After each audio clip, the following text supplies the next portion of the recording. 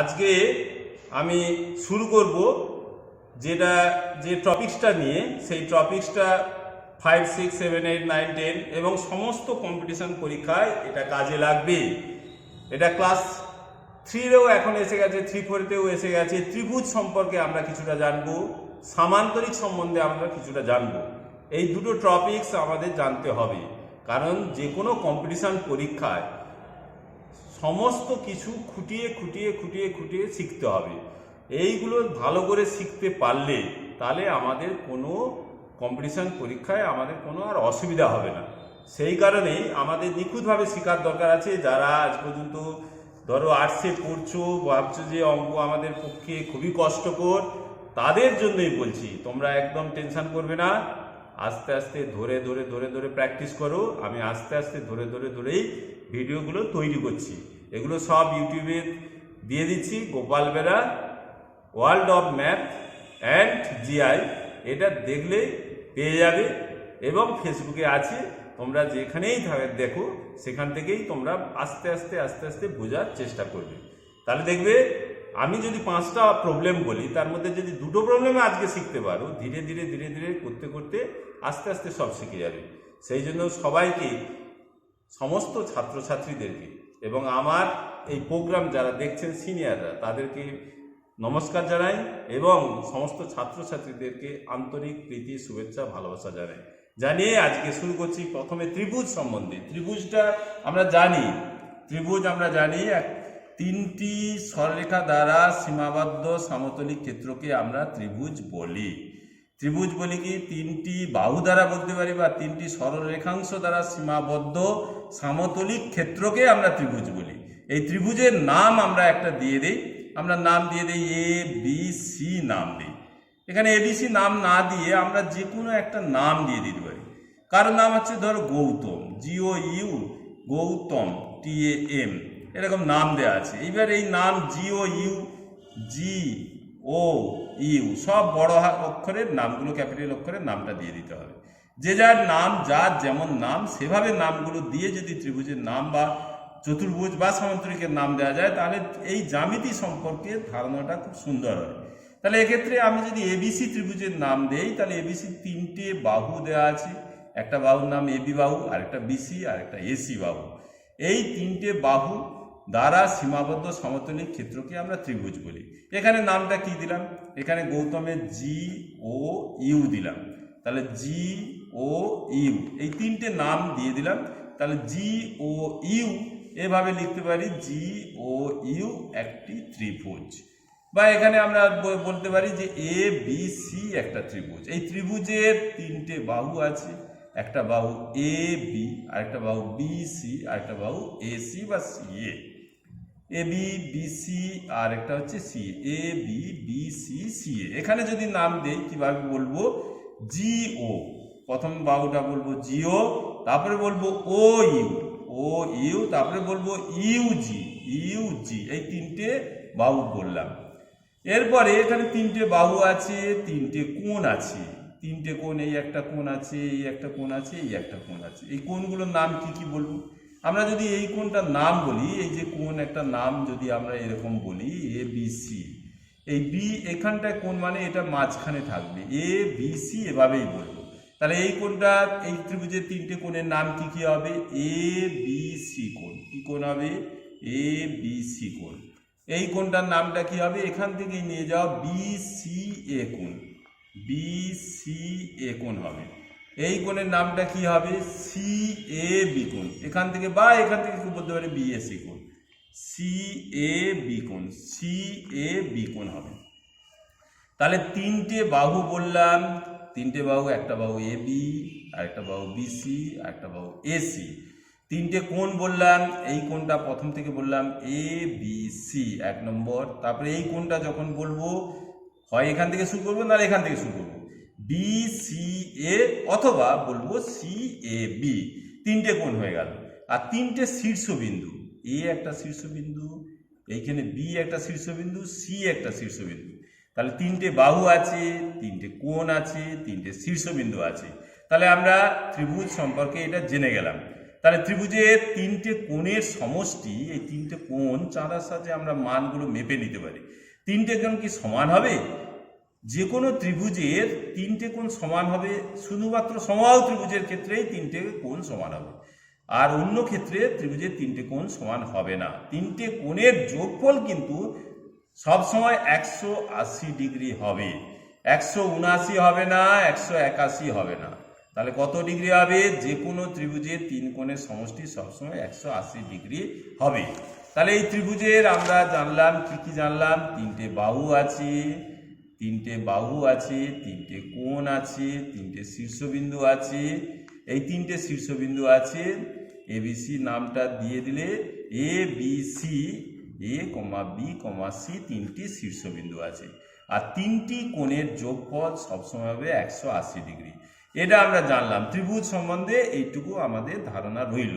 এরপরে ত্রিভুজের বাহুভেদে ত্রিভুজের কয় প্রকার? বাহুভেদের ত্রিভুজ তো আমরা সাধারণত তিন ভাবে বলি। কিভাবে বলি? একটা সমবাহু ত্রিভুজ বলি, সমবাহু ত্রিভুজ বলি, সমবাহু ত্রিভুজ। সমদ্বিবাহু ত্রিভুজ বলি, সমদ্বিবাহু ত্রিভুজ। আর একটা বলি বিষমবাহু ত্রিভুজ বলি। তাহলে তিনটি কি বললাম? সমবাহু, সমদ্বিবাহু, বিষমবাহু। সমবাহু ত্রিভুজটা আমরা কি জানি? আগে আমরা বলেই দিয়েছিলাম সমবাহু ত্রিভুজ সম্বন্ধে, আগে টোটাল ক্লাস করেছিলাম সমবাহু সম্বন্ধে, ডিটেলস বলেছিলাম। এখানে শুধু একবার বলে যাই, সমবাহু ত্রিভুজের তিনটে বাহু সমান, হবে, তিনটে কোণ সমান হবে, প্রত্যেকটা কোণের মান হবে 60 ডিগ্রি। কারণ 180 ডিগ্রিকে 3 দিয়ে ভাগ করলে হবে 60 ডিগ্রি, কারণ ত্রিভুজের তিন কোণের সমষ্টি সবসময় জানি 180 ডিগ্রি।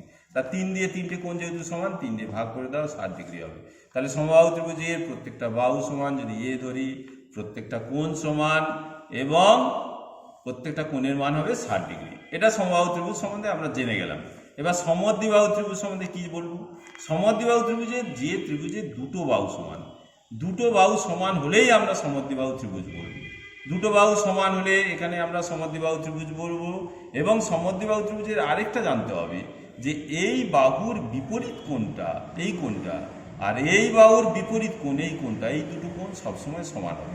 দুটো বাহু সমান হবে এবং এই দুটো কোণ সমান হবে, এটা আমরা জেনে গেলাম। তাহলে একটা ত্রিভুজের দুটো বাহু সমান হলে সমদ্বিবাহু ত্রিভুজ জেনে গেলাম, সমবাহু ত্রিভুজ জেনে গেলাম। এরপরে আমরা জানবো বিষমবাহু ত্রিভুজটা কি। বিষমবাহু ত্রিভুজ যে ত্রিভুজের তিনটে বাহু অসমান।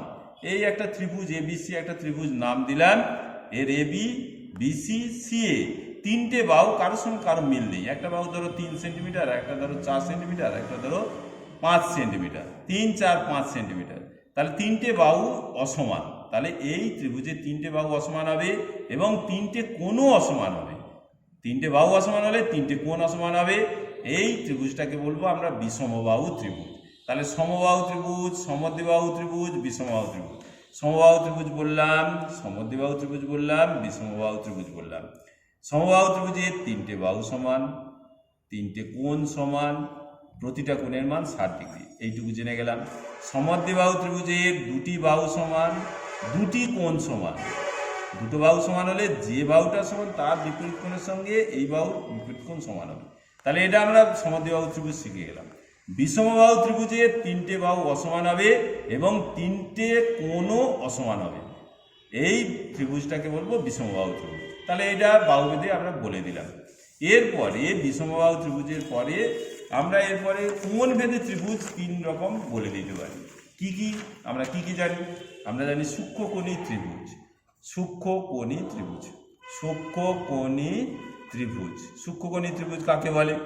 যে একটা ত্রিভুজের তিনটে কোণ যদি সূক্ষ্মকোণ হয়, সূক্ষ্মকোণ মানে 90 ডিগ্রির চেয়ে যদি কম হয়, 90 ডিগ্রির চেয়ে কম, 60 ডিগ্রি, 70 ডিগ্রি, 85 ডিগ্রি বা 30 ডিগ্রি, 40 ডিগ্রি, 2 ডিগ্রি, 5 ডিগ্রি, এই কোণগুলো, অর্থাৎ যে ত্রিভুজের তিনটে কোণ সূক্ষ্মকোণ হবে, তিনটে কোণই সূক্ষ্মকোণ হতে হবে, একটা কোণ হলে হবে না, তিনটে কোণই সূক্ষ্মকোণ হলে তাকে আমরা সূক্ষ্মকোণী ত্রিভুজ বলবো। তাহলে সূক্ষ্মকোণী ত্রিভুজ আমরা বলে দিলাম।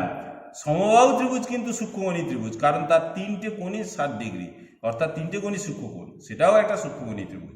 তাহলে যে ত্রিভুজের 3টে কোণ সূক্ষ্মকোণ তাকে সূক্ষ্মকোণী ত্রিভুজ বলবো। 2 নম্বরে আমরা বলবো সমকোণী ত্রিভুজ। সমকোণী ত্রিভুজ কি বলবো? সমকোণী ত্রিভুজ বলবো যে একটা ত্রিভুজের একটা কোণ যদি সমকোণ হয়, আমরা শুধু এইটুকু বলে দিই যে একটা ত্রিভুজের একটা কোণ যদি সমকোণ হয়ে যায়, এবিসি একটা ত্রিভুজ, তার বি কোণটা সমকোণ হয়ে গেল, এই বি কোণ সমকোণ হলেই তাকে আমরা সমকোণী ত্রিভুজ বলে দিই।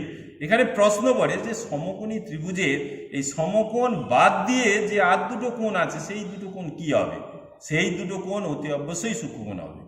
সেই দুটো কোণ অতি অবশ্যই কি হবে? সূক্ষ্মকোণ হবে। তাহলে এখানে প্রশ্নটা কি পড়তে পারে সমকোণী ত্রিভুজ সম্বন্ধে? ক্লাস 5-এ পড়তে পারে, 6-এ পড়তে পারে, 7-এ পড়তে পারে। কি পড়তে পারে? যে সমকোণী ত্রিভুজের একটা কোণ অতি অবশ্যই সমকোণ হবে এবং বাকি দুটো কোণ অতি অবশ্যই সূক্ষ্মকোণ হবে, এবং সমকোণী ত্রিভুজের সমকোণের বিপরীত বাহুটাকে আমরা অতিভুজ বলবো। এটাও একটা প্রশ্ন পরীক্ষায় পড়ে, ক্লাস 5, 6, 7-এ পড়তে পারে যে সমকোণী ত্রিভুজের সমকোণের বিপরীত বাহুর নাম কি? অতিভুজ। বলছে সমকোণী ত্রিভুজের অতিভুজ এটাই হচ্ছে সমকোণী ত্রিভুজের বৃহত্তম বাহু। বলছে যদি সমকোণী ত্রিভুজের বৃহত্তম বাহুর নাম কি, সেটাও একটা প্রশ্ন, অতিভুজ হবে। তাহলে সমকোণী ত্রিভুজের একটা কোণ সমকোণ হবে, বাকি দুটো কোণ কি কোণ হবে যদি প্রশ্ন পড়ে, সেটা তখন বলতে হবে সূক্ষ্মকোণ হবে। সমকোণী ত্রিভুজের একটা কোণ সমকোণ, বাকি দুটো কোণ সূক্ষ্মকোণ হবে। তাহলে এটা আমরা সমকোণী ত্রিভুজ জেনে গেলাম। আরেকটা সমকোণী ত্রিভুজ জানবো যে বিন্দুতে সমকোণ হচ্ছে সেই বিন্দুটাকে বলা হয় সমকৌণিক বিন্দু। সেই বিন্দুটাকে বলা হয় সমকৌণিক বিন্দু। আর কি জানবো সমকোণী ত্রিভুজের? সমকোণী ত্রিভুজের অতিভুজের মধ্যবিন্দুটা হবে ওই ত্রিভুজের পরিবৃত্তের কেন্দ্র, অর্থাৎ এই বিন্দুটা হবে ওই সমকোণী ত্রিভুজের পরিবৃত্তের কেন্দ্র হবে। অতিভুজের মধ্যবিন্দুটাই হবে পরিবৃত্তের কেন্দ্র হবে। তাহলে এটা আমরা একটু জেনে গেলাম। এটা আমরা ক্লাস 9, 10-এ আমরা এটা শিখে নেব। এরপরে আর কি জানবো? যে সমকোণী ত্রিভুজের সমকোণী সমদ্বিবাহু ত্রিভুজ একটু বলে দিই। যে সমকোণী সমদ্বিবাহু ত্রিভুজ একটা বলে, কি বলে? যে এই সমকোণী ত্রিভুজের একটা কোণ সমকোণ, এই সমকোণ সংলগ্ন, অর্থাৎ সমকোণ এই যে এই বাহু এবং এই বাহু, এই সমকোণ সংলগ্ন দুটো বাহু যদি সমান হয়ে যায়, তখন আমরা সেই ত্রিভুজকে সমকোণী সমদ্বিবাহু ত্রিভুজ বলি। তাহলে এই সমকোণী ত্রিভুজের এই কোণটা সমকোণ হয়ে গেল, এই দুটো বাহু সমান হলে সঙ্গে সঙ্গে এই দুটো কোণ সমান হবে। ত্রিভুজের 3 কোণের সমষ্টি সবসময় আমরা জানি 180 ডিগ্রি। একটা কোণ 90 হলে বাকি দুটো কোণের যোগফল অতি অবশ্যই 90 হবে। এই দুটো কোণ যেহেতু সমান, তাহলে এই কোণটা 45 ডিগ্রি হবে, এটা 45 ডিগ্রি হবে। তাহলে সমকোণী সমদ্বিবাহু ত্রিভুজের কোণগুলোর মান কত হবে? 90 ডিগ্রি, 45 ডিগ্রি, 45 ডিগ্রি হবে। তাহলে এগুলো আমরা শিখে গেলাম। সমকোণী সমদ্বিবাহু ত্রিভুজের 3টি কোণের মান হবে 90 ডিগ্রি, 45 ডিগ্রি, 45 ডিগ্রি হবে। তাহলে এটা আমরা শিখে গেলাম। এবং সমকোণী ত্রিভুজের সমকোণ সংলগ্ন দুটো বাহুর দৈর্ঘ্য সবসময় সমান হবে, এটা আমরা শিখে গেলাম। আমরা পরে সমকোণী ত্রিভুজ সম্বন্ধে একদিন ডিটেলস বলে দিয়েছিলাম। এটা ক্লাস 5, 6, 7, 8 পর্যন্ত এইগুলো জানলেই হবে। তাহলে সমকোণী ত্রিভুজ শিখলাম, সূক্ষ্মকোণী ত্রিভুজ শিখলাম। এবার স্থূলকোণী ত্রিভুজ শিখব। স্থূলকোণী ত্রিভুজ। স্থূলকোণী ত্রিভুজ কাকে বলে? যে ত্রিভুজের একটা কোণ স্থূলকোণ। বলছে স্থূলকোণটা কি? স্থূলকোণ হচ্ছে যে কোণের মান 90 ডিগ্রির চেয়ে বেশি, 180 ডিগ্রির চেয়ে কম। 90 ডিগ্রির চেয়ে বেশি মানে 91 ডিগ্রি হতে পারে, 92 হতে পারে, বা 100 ডিগ্রি হতে পারে। 180-র চেয়ে কম অর্থাৎ 170 ডিগ্রি হতে পারে, 171, 72, 73, 74, 179 পর্যন্ত হতে পারে। তাহলে এই কোণগুলো যে ত্রিভুজের একটা কোণ স্থূলকোণ হবে, সেই ত্রিভুজটাকে বলা হবে স্থূলকোণী ত্রিভুজ। ছবিটা এরকম সাধারণত হয়। তাহলে এই স্থূলকোণী ত্রিভুজের এই কোণটা স্থূলকোণ হলো। বলছে এখানেও প্রশ্ন আছে, তাহলে বাকি দুটো কোণ কি কোণ হবে? বাকি দুটো কোণ কি সমকোণ হতে পারে? যে একটা স্থূলকোণ হলে আরেকটা কোণ কি সমকোণ হতে পারে? না, সমকোণ হতে পারে না, কারণ একটা স্থূলকোণ হলে অতি অবশ্যই এই দুটো কোণ সূক্ষ্মকোণ হবেই। তাহলে স্থূলকোণী ত্রিভুজের স্থূলকোণ একটা কোণ স্থূলকোণ হবে, আর স্থূলকোণের বিপরীত বাহুটা অতি অবশ্যই সবসময় বৃহত্তম বাহু হবে। আর এই দুটো কোণ স্থূলকোণী ত্রিভুজের স্থূলকোণ ব্যতীত অপর দুটি কোণ কি কোণ হয়? সূক্ষ্মকোণ হবে। অপর দুটো কোণ অতি অবশ্যই হবে সূক্ষ্মকোণ। এইগুলো আমরা ত্রিভুজ সম্বন্ধে আমরা একটু ধারণা ক্লাস 5, 6, 7, 8 বা 3, 4-এর যারা ছাত্রছাত্রী তারা ভালো করে শিখবে। এইগুলো ভালো করে শেখার চেষ্টা করো। এরপরে আমি ক্লাস 9 বা 10 যারা কম্পিটিশান দেবে তাদের জন্য আমি এরপরে সামান্তরিক সম্বন্ধে কিছু বলবো। যে সামান্তরিকটা কি? সামান্তরিকটা আমরা কি জানি? যে আমরা সামান্তরিক তো বলি, আমরা সামান্তরিকটা কি জানি, যে একটা চতুর্ভুজের বিপরীত বাহুগুলো যদি পরস্পর সমান্তরাল হয়, একটা চতুর্ভুজের বিপরীত বাহুগুলি যদি পরস্পর সমান্তরাল হয়, অর্থাৎ একটা চতুর্ভুজের নাম যদি আমরা দিই এবিসিডি একটা চতুর্ভুজ, উহার এবি বাহুর সঙ্গে যদি ডিসি বাহু সমান হয়, সমান্তরাল হয়, এবং এডি বাহুর সঙ্গে যদি বিসি বাহু সমান্তরাল হয়, বিপরীত বাহুগুলি যদি পরস্পর সমান্তরাল হলে সেই চতুর্ভুজটাকে আমরা সামান্তরিক বলি। তাহলে সামান্তরিক আমরা জেনে গেলাম। এবার সামান্তরিক কি কি জানবো, ক্লাস 9-এ আমাদের কি কি থাকতে পারে। সামান্তরিকের বিভিন্ন একটু জানতে হবে যে সামান্তরিকের একটা কোণ যদি 75 ডিগ্রি দেওয়া থাকে, বাকি কোণগুলো কি হবে। সামান্তরিকের বিপরীত কোণ পরস্পর সমান হবে। এই কোণটা 75 ডিগ্রি হলে এটা 75 ডিগ্রি হবে, আর পাশাপাশি দুটো কোণের যোগফল হবে 180। এই 75 হলে এই দুটো কোণের যোগফল হবে 180, এটা 180 হলে এটা 105, আর 75 যোগ হলে 180।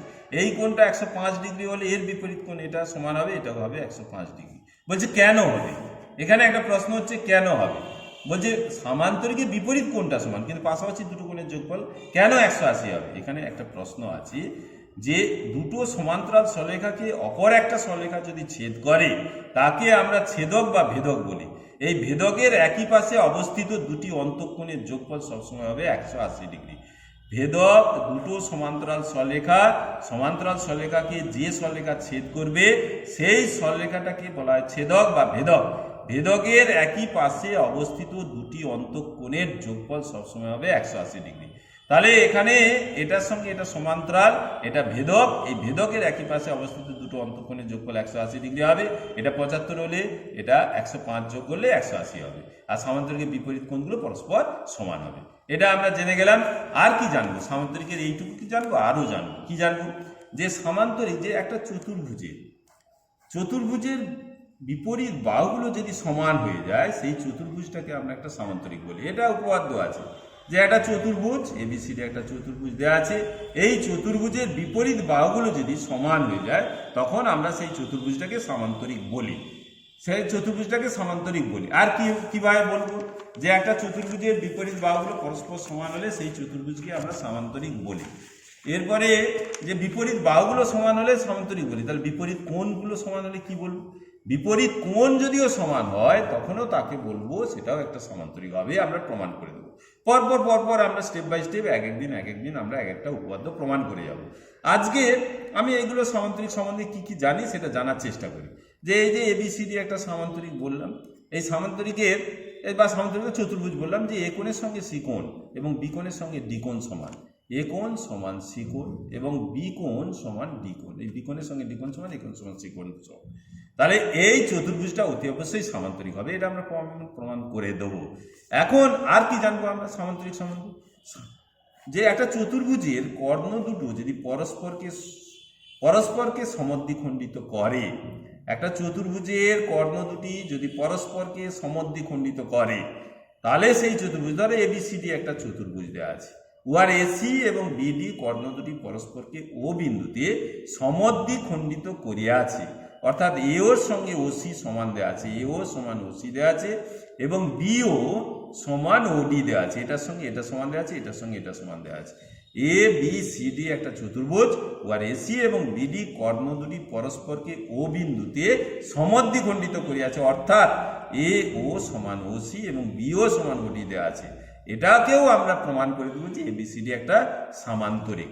আর কি আমরা বলতে পারি, যে একটা চতুর্ভুজের যে কোনো দুটি বিপরীত বাহু, এই দুটো বিপরীত বাহু সমান এবং সমান্তরাল, এই দুটো বাহু কিছুই দেওয়া নেই। এটা এবিসিডি একটা চতুর্ভুজ দেওয়া আছে, আর এবি বাহুর সঙ্গে ডিসি বাহু সমান এবং এবি বাহুর সঙ্গে ডিসি বাহু সমান্তরাল দেওয়া আছে। এটাকেও আমরা এবিসিডিটাকে একটা সামান্তরিক প্রমাণ করে দেবো। দুটি বিপরীত বাহু সমান এবং সমান্তরাল হবে, দুটি বিপরীত বাহু সমান এবং সমান্তরাল হবে, সেই চতুর্ভুজটাকে আমরা সামান্তরিক বলে দেবো। সেই চতুর্ভুজটাকে আমরা কি বলবো, সামান্তরিক বলবো। এই যে বিপরীত বাহুগুলো, এই দুটো বিপরীত বাহু সমান এবং সমান্তরাল হয়ে গেলে, এইটার সঙ্গে এটা সমান, এটার সঙ্গে এটা সমান্তরাল হলে সেই চতুর্ভুজটাকেও আমরা সামান্তরিক বলবো, সামান্তরিক প্রমাণ করে দেব। তাহলে এগুলো বলে দিলাম। আরও কি বলা যেতে পারে যে সামান্তরিকের কি কি জানি। সামান্তরিক হলে তাহলে কি হবে? সামান্তরিক হলে তার বিপরীত বাহুগুলো সমান হয়ে যাবে। সামান্তরিকের একটা কর্ণ দুটো ত্রিভুজে বিভক্ত করে। কি ত্রিভুজে বিভক্ত করে? দুটি সর্বসম ত্রিভুজে বিভক্ত করবে। আর কি জানবো? সামান্তরিকের বিপরীত কোণ সমান হবে। সামান্তরিকের বিপরীত কোণ সমান হবে, দুটো সর্বসম ত্রিভুজে বিভক্ত করবে এবং সামান্তরিকের বিপরীত বাহুগুলো পরস্পর সমান হবে। আর কি জানবো আমরা সামান্তরিক সম্বন্ধে? সামান্তরিকের আমরা কি কি জানতে পারি, আরও কি জানবো? ধরো এই যে সামান্তরিক দেওয়া আছে, সামান্তরিকের চারটে বাহুর মধ্যবিন্দুগুলি পরপর যদি আমরা যোগ করি, এই যে ভিতরে যে চতুর্ভুজটা পাবো, সেই চতুর্ভুজটা হবে আবার সামান্তরিক। এই চতুর্ভুজটা হবে আবার সামান্তরিক হবে। তাহলে চতুর্ভুজের বাহুগুলির মধ্যবিন্দুগুলি পরপর যোগ করলে সামান্তরিক হবে, বা সামান্তরিকের বাহুগুলির মধ্যবিন্দুগুলি পরপর যোগ করলে সেটাও হবে একটা সামান্তরিক। তাহলে এবার এটা সামান্তরিক হতে পারে, চতুর্ভুজ থেকে সামান্তরিক হতে পারে। আর ট্রাপিজিয়ামের বাহুগুলির মধ্যবিন্দুগুলি পরপর যোগ করলে এই যে চতুর্ভুজ পাবো ভিতরে, সেটাও একটা সামান্তরিক হবে। সেটাও একটা কি হবে? সামান্তরিক হবে। তাহলে ট্রাপিজিয়াম থেকে একটা সামান্তরিক পাবো, ট্রাপিজিয়াম থেকে পাবো সামান্তরিক, সামান্তরিক থেকে সামান্তরিক পাবো। আর হচ্ছে চতুর্ভুজ থেকেও আমরা কি পাবো? চতুর্ভুজের বিপরীত বাহুগুলো, চতুর্ভুজের প্রত্যেকটা বাহুর মধ্যবিন্দুগুলি পরপর যোগ করলে যে চতুর্ভুজ পাবো সেটাও হবে সামান্তরিক পাবো। এগুলো আমরা প্রমাণ করে দেবো, পরে প্রমাণ করে দেবো। আর কি পাবো? তাহলে বর্গক্ষেত্র হলে কি হবে? বর্গক্ষেত্রের বাহুগুলির মধ্যবিন্দুগুলি পরপর যোগ করলে এই যে ভিতরে যে চতুর্ভুজটা পাবো, সেক্ষেত্রে এটা হবে বর্গক্ষেত্র। বর্গক্ষেত্র থেকে বর্গক্ষেত্র পাবো। তাহলে প্রশ্নটা কি থাকবে? বর্গক্ষেত্রের বাহুগুলির মধ্যবিন্দুগুলি পরপর যোগ করলে যে চতুর্ভুজ পাবো সেটা কি হবে? সেটা বর্গক্ষেত্র হবে। তাহলে বর্গক্ষেত্র থেকে বর্গক্ষেত্র হবে। আর দুটো পড়ে আছে, একটা আয়তক্ষেত্র। আয়তক্ষেত্রের বাহুগুলির মধ্যবিন্দুগুলি পরপর যোগ করলে যে চতুর্ভুজ পাবো ভিতরে, সেটা কি পাবো? সেটা হবে রম্বস হবে। আর এটা আয়তক্ষেত্র থেকে আমরা পাবো রম্বস পাবো। আর রম্বস থেকে আমরা কি পাবো? রম্বসের প্রত্যেকটা বাহু সমান হবে এবং রম্বসের কর্ণ দুটো পরস্পরকে সমকোণে সমদ্বিখণ্ডিত করবে। রম্বসের বাহুগুলির মধ্যবিন্দুগুলি পরপর যদি যোগ করি, সেইখান থেকে আমরা পেয়ে যাবো আয়তক্ষেত্র। আর কি পাবো? আয়তক্ষেত্র পাবো। এটা আমরা আয়তক্ষেত্র পাবো। এগুলো আমরা জেনে গেলাম। আজকে এই পর্যন্ত আমরা শিখলাম, কিছুটা জানলাম, দ্রুত বললাম। আস্তে আস্তে বারবার দেখবে, বারবার প্র্যাকটিস করবে, বারবার শুনবে। যেটা আমি এই ভিডিওর সাহায্যে করে দিই, সেটা ধরে বারবার শুনবে। এইগুলো বারবার শুনতে দেখবে এই প্রশ্নগুলো খুব সহজ লেগে যাবে। এটা কিভাবে আসছে আমি পরে করে দেবো। পরের ক্লাসগুলোতে কিভাবে উপপাদ্য হচ্ছে পর স্টেপ বাই স্টেপ করবো। আমি 2 বছর থাকবো তোমাদের সামনে, এভাবে থাকবো। তোমরা ভালো করে প্র্যাকটিস করো। তোমাদেরকে সবাইকে আন্তরিক প্রীতি শুভেচ্ছা জানাই। আমার সঙ্গে আজকে আমার এক ছাত্র বরুণ দাস, এখন ডিপ্লোমা ইঞ্জিনিয়ার করেছিল, বিদেশে গিয়েছিল, তারপরে বিটেক ইঞ্জিনিয়ার করেছে। ও সম্পূর্ণভাবে আমাকে হেল্প করেছে। এই জন্য আমি বরুণ দাসকে অসংখ্য ধন্যবাদ জানাই। সবাইকে অসংখ্য ধন্যবাদ জানিয়ে আজকে আমার ক্লাসটা শেষ করলাম। নমস্কার।